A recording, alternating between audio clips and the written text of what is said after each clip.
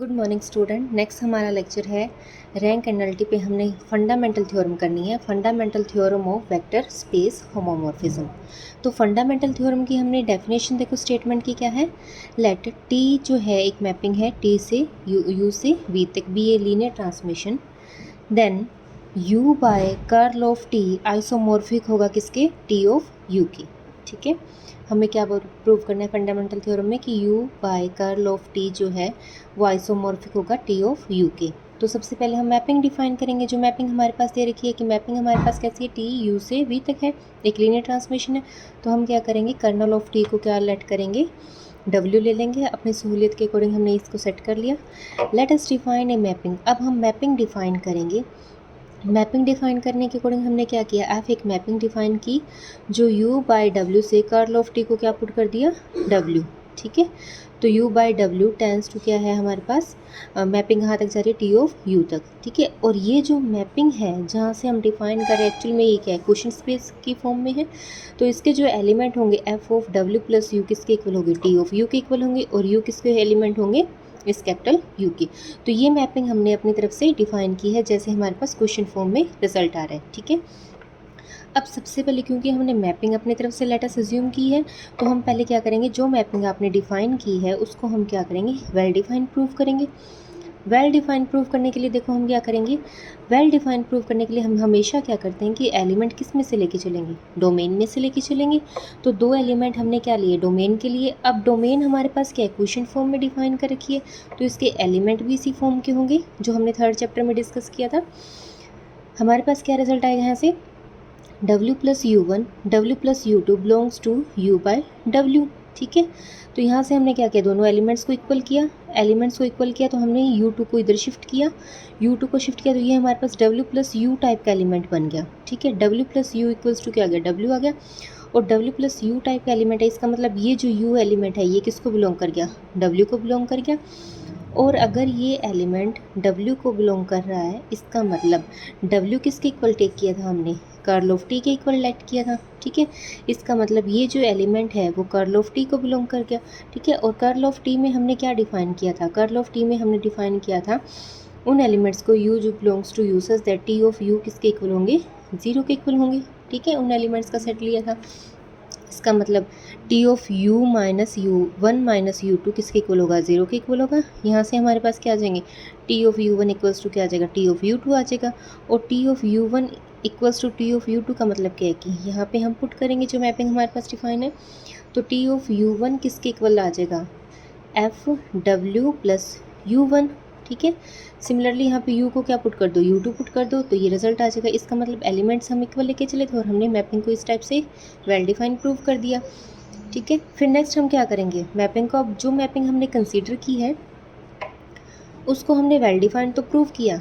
अब हम क्या करेंगे, जो मैपिंग आप लेके चल रहे हो, एफ जो मैपिंग हम ले रहे थे उसको हम क्या करेंगे कि मैपिंग हमारे पास क्या है, एक लीनियर ट्रांसमिशन है। तो लीनियर ट्रांसमिशन के अकॉर्डिंग हम क्या करेंगे, देखो let F be a linear, sorry F को हमने लीनियर ट्रांसमिशन प्रूव करना है। उसके लिए हम क्या करेंगे, w plus u1 w plus u2 same element किसके होंगे, u बाय w के होंगे, जो मैपिंग हमने ली है डोमेन के एलिमेंट। ठीक है, तो हम क्या करेंगे इसमें, f of u plus u2 define किया, मतलब इन दोनों एलिमेंट्स का सम। तो मैपिंग हमारे पास क्या बनेगी, w प्लस क्या बन जाएगा, u1 प्लस u2। ठीक है, और इसको हम क्या लिख सकते हैं, f of u w plus u1 plus, इसको हम क्या लिख सकते हैं, t of u1 plus t of u2 लिख सकते हैं। ठीक है, तो t of u1 plus t2 का मतलब क्या है कि t को दोनों एलिमेंट्स पे ऑपरेट कर दो। ऑपरेट करने के बाद t ऑफ u1 यहाँ पे पुट कर देंगे, सिमिलरली t ऑफ u2 का रिजल्ट पे निकाल लेंगे। ठीक है, तो ये मैपिंग हमारे पास इस टाइप से आ गई। तो हमने LT की जो फर्स्ट कंडीशन थी, मतलब कि हमारे पास क्या कंडीशन थी, t of u plus v किसके इक्वल था, t of u plus t of v के इक्वल था। तो ये कंडीशन हमने प्रूव की। सेकंड हमारे पास क्या थी, हम प्रूव करना चाहते हैं टी ऑफ ए यू किसके इक्वल आ जाए, ए बाहर टी ऑफ यू आ जाए। ठीक है, तो इसके लिए हम क्या करेंगे, सेम वही एफ मैपिंग में जो हम डिफाइन करके चले हैं उस एलिमेंट के साथ ए को मल्टीप्लाई करेंगे। अब ये जो स्केलर हमने इंट्रोड्यूस किया है वो वेक्टर के साथ मल्टीप्लाई होगा। ठीक है, और F of W plus A you one का मतलब क्या है कि वो क्या बनेगा, T of A you one बन जाएगा। ए को बाहर लिख लीजिए, ये क्या आ जाएगा टी ऑफ यू वन, और टी ऑफ यू वन का मतलब क्या है, इस मैपिंग में हम ऐसे पुट कर सकते हैं ए बाहर, और टी ऑफ यू वन का मतलब क्या है, यहाँ पे U W plus U one बन जाएगा। ठीक है, तो ये हमने एल टी की दोनों कंडीशंस को प्रूव किया यहाँ तक। अब एफ को हमने एल टी प्रूव कर दिया, नेक्स्ट हमने क्या प्रूव करना था कि मैपिंग जो है वो हमारे पास क्या है, यू जो है वो आइसोमॉर्फिक होगा किसके, या कर्ल जो क्वेश्चन स्पेस हमने डिफाइन किया है वो आइसोमॉर्फिक होगा किसके, टी ऑफ यू के। तो आइसोमॉर्फिक का मतलब क्या है, जो मैपिंग आप लेके चल रहे हो उसे अब हम 1 1 भी प्रूव करेंगे। 1 1 के लिए हम क्या करेंगे, सेम वही रिजल्ट कि डोमेन के 2 एलिमेंट लेंगे। डोमेन हमारे पास क्या है, यू बाई डब्ल्यू, मतलब क्वेश्चन फॉर्म में डिफाइन कर रखी है, तो इसके एलिमेंट भी इस टाइप के होंगे। दोनों एलिमेंट की इमेजेस को इक्वल लेके चलेंगे और एलिमेंट को इक्वल प्रूव करेंगे। इसका मतलब हम F of W plus U one equals to F of W plus U two, इनको इक्वल लेके चले तो F of W plus U one का मतलब क्या, टी ऑफ यू वन, और इसका मतलब क्या, टी ऑफ यू टू। ठीक है, तो इसका मतलब यहाँ से हमने क्या किया, इनको इधर शिफ्ट किया। टी हमारे पास लीनियर है तो टी का डिफरेंस जो रिजल्ट है उसमें हम क्या कर सकते हैं, टी को बाहर लिख सकते हैं। अब T of U one minus U two equals to zero का मतलब क्या है कि इस एलिमेंट की इमेज जो है वो क्या आ रही है, ज़ीरो बन गई। इसका मतलब ये किसको बिलोंग कर गया, कर्ल ऑफ टी को बिलोंग कर गया। और कर्ल ऑफ टी को हमने किसके इक्वल ऐड किया था, डब्ल्यू के इक्वल ऐड किया था। इसका मतलब अगर ये एलिमेंट डब्ल्यू को बिलोंग कर रहा है तो W plus U one minus U two किसके इक्वल होगा, डब्ल्यू के इक्वल होगा क्वेश्चन स्पेस की प्रॉपर्टी के अकॉर्डिंग। फिर हमने क्या किया, इस डब्ल्यू टू को शिफ्ट कर दिया। ठीक है, तो एफ हमारे पास कैसे प्रूव हो गया, 1 1 प्रूव हो गया। अब मैपिंग को हमने 1 1 प्रूव कर दिया। नेक्स्ट हम क्या करेंगे, ऑन टू प्रूव करेंगे। ऑन टू प्रूव करने के लिए देखो क्या कर रहे हैं, let for U belongs to U, एक एलिमेंट हम यू का ले रहे हैं, T of U capital T of U का एलिमेंट है। ठीक है, and W plus U one जो है वो क्वेश्चन स्पेस का एलिमेंट है। तो हमने क्या किया, हमारे पास मैपिंग ऐसे डिफाइन कर रखी थी, F of W plus U equals to T of U. इसका मतलब क्या है कि W plus U is the pre image of T U under F. ये एलिमेंट जो है वो प्री इमेज बन रहा है किसकी, इस एलिमेंट की, टी ऑफ यू की अंडर एफ के ऊपर। ठीक है, अंडर एफ। इसका मतलब मैपिंग हमारे पास कैसी प्रूव होगी, ऑन टू भी प्रूव होगी। तो इसका मतलब एफ जो मैपिंग हम लेके चल रहे हैं वो हमारे पास क्या होगी, is a vector space isomorphism. ठीक है, तो ये क्या इंप्लाई करेगा, क्वेश्चन स्पेस जो हमने बोला था यू बाय डब्ल्यू जो है वो किसके आइसोमॉर्फिक होगा, टी ऑफ यू के आइसोमॉर्फिक होगा। दैट इज़ डब्ल्यू को हमने क्या किया था, कर्ल ऑफ टी किया था। ठीक है, तो इसको दोबारा से चेंज कर सकते हैं। एक पॉइंट और नोट करना, इसमें हम क्या बोल रहे हैं, जैसे हमने ये प्रूव किया कि u by curl of T जो है वो आइसोमॉर्फिक किसके है, टी ऑफ यू के है। इसका मतलब अब अगर हमारे पास क्या हो, if t is onto, अगर मैपिंग हमारे पास क्या है, ऑन टू है, then u by curl of T किसके आइसोमॉर्फिक होगा, v के होगा। ठीक है, अगर ऑन टू है तो ये जो रिजल्ट है ये आइसोमॉर्फिक किसके होगा, v के भी होगा। नेक्स्ट हमारे पास एक और थ्योरम है, मोस्ट इंपॉर्टेंट है। नेक्स्ट देखो हमारे पास क्या है, rank and nullity of A linear transmission. Rank and nullity को हम कैसे बोल रहे हैं, डेफिनेशन देखो सबसे पहले क्या है कि टी हमारे पास कोई मैपिंग है, वो हमारे पास क्या है, एक लीनियर ट्रांसमिशन है। Then we define the dimension of R T. अगर हम आर टी के डायमेंशन को डिफाइन करें as rank of T and is denoted by rho T, जो हमने रेंज स्पेस किया था आर टी जिसको हमने बोला था उसको हम क्या बोल रहे हैं, अगर उसके हम डायमेंशन की बात करें तो उसे हम बोलते हैं रैंक ऑफ टी, और उसे हम डिनोट करते हैं रो टी से। ठीक है, सिमिलरली नल स्पेस के जो डायमेंशन होंगे उसे हम क्या बोलते हैं, नल टी बोलते हैं, और उसे हम डिनोट किससे करते हैं, म्यू टी से। ठीक है, तो रैंक के जो डायमेंशन है उसको हम क्या बोलेंगे, सॉरी रेंज स्पेस के जो डायमेंशन है उसको हम बोलेंगे रो टी या रैंक ऑफ टी बोल देंगे, और एन टी के जो डायमेंशन है उसको हम बोलेंगे, ठीक है, और नल्टी को हम क्या बोलेंगे, म्यूटी। नेक्स्ट हमारे पास है सिल्वेस्टर लॉ। इस पे इम्पोर्टेंट है हमें, इसमें सिल्वेस्टर लॉ जो है उसमें हम डायमेंशंस की बात ही करेंगे। जैसे देखो टी हमारे पास एक मैपिंग डिफाइन की, वो हमारे पास क्या है, एक लीनियर ट्रांसमिशन है।